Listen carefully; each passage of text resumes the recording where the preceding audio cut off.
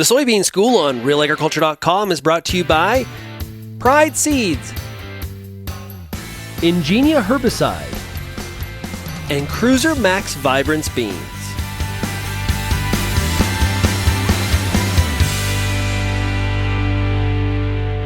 Kelvin Heppner for Real Agriculture. Grasshoppers are once again a pest of concern in many areas, especially with dry conditions prevalent. And joining us for this episode of the Soybean School, we have Brunel Sabourin of Antara Agronomy once again, talking about that decision process, whether to spray, when to spray, and how much of the field to spray for grasshoppers.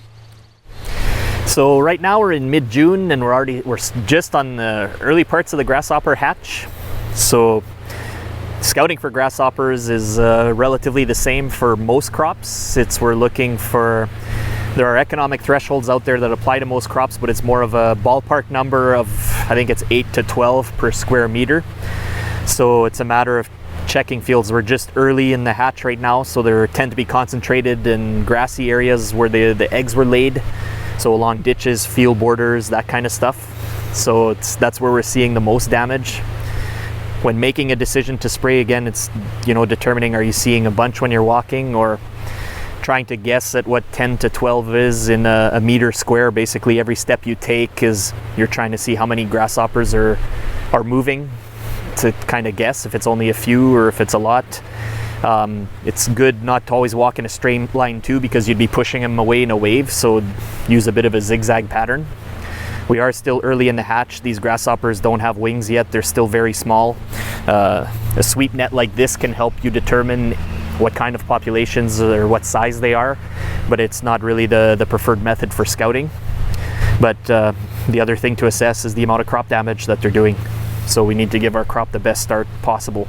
Mm-hmm. So would you rather just spray strips along field edges and do that early, or would you rather wait and take the chance of not having to spray at all, but potentially have them take over more of the field? Yeah, so there are different products that we can use to control the grasshoppers. So there's baits that we can spread in the ditch and stuff that they eat when they're smaller that can take them out.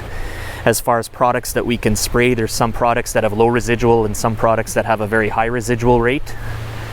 So the problem with the stuff that has a very high residual rate is it'll only protect the part of the plant that's already grown. Any new growth typically is not protected, so it's an expensive option at this time of year when the plants are still small. So strategies are, it might be something that we can use on field edges and roadways where there's a bit more vegetation to try to protect and slow them down. But it's typically we're not spending those big dollars right now because there's not enough crop there to protect. Once the crop is more advanced into July, when there's more of the hatch out and the grasshoppers are bigger and do more damage, that's where these products shine. I guess we should also consider, of course, the beneficial insect population that is in the field and the impact that we could be having on them if we are choosing to spray. Oh, that's definitely so. So some products are less lethal on beneficials than others. We do have to take into account the beneficial population, but typically we make the decision to spray grasshoppers depending on the crop damage, not so much whether or not there are beneficials present.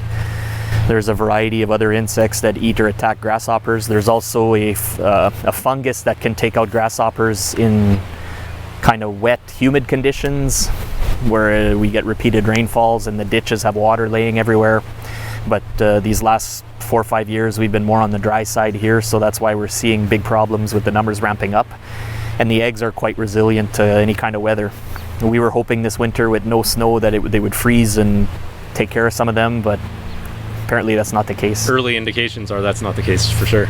No, exactly. We're still anticipating a very big population this year. Yeah, and you mentioned that fungus. That is one of the main ways that we control that grasshopper populations are controlled. It's not by human control, but we tend to see the numbers crash in a wet year, but they ramp up in dry years. So we've had consecutive dry years now that have really put a lot of pressure, have built up populations. It does feel like it's become more of an issue, or we're in a bit of an uptrend in the cycle when it comes to grasshoppers, or is that fair to say? Yeah, they have been building every year. Some farmers that have been more aggressive on controlling them in previous years, we haven't seen the pressure yet this year in some of those areas, but No, the first place to look is where everybody has, their token field or field edge where they tend to reoccur or be problems in consecutive years in specific areas. It's for whatever the reason. Yeah.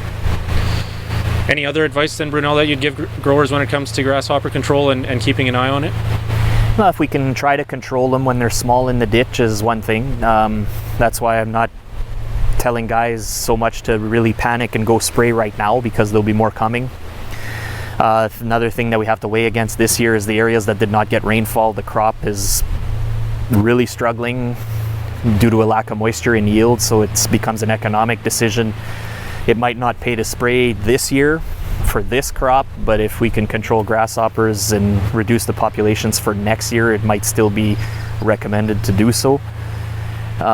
Another technique that they've used, I think John Gavloski's mentioned, in range and pasture land is they'll spray every second strip with some of these products that have high residual, because grasshoppers tend to move throughout the field, so they've had good success. If we can spray every second strip, maybe it's a case of, at least reducing our herbicide costs in half, but still maintaining a decent amount of control. It won't be as good as spraying a whole field, but it's something that certainly it's worth looking at, I think. Mm-hmm. Do we run into issues with pre-harvest intervals in grasshoppers in this area? That'll depend on the product that we're using. Typically we want them controlled before we get to that point, though, because as the cereal crops, or for example wheat, once the vegetation starts dying off and the leaves start dying off, the last green part is the head and the stem just below the head, so that's where they can cause real economic damage, is if they start clipping heads. All right. Thanks again for your time and your expertise today, Brunel. For sure, thank you.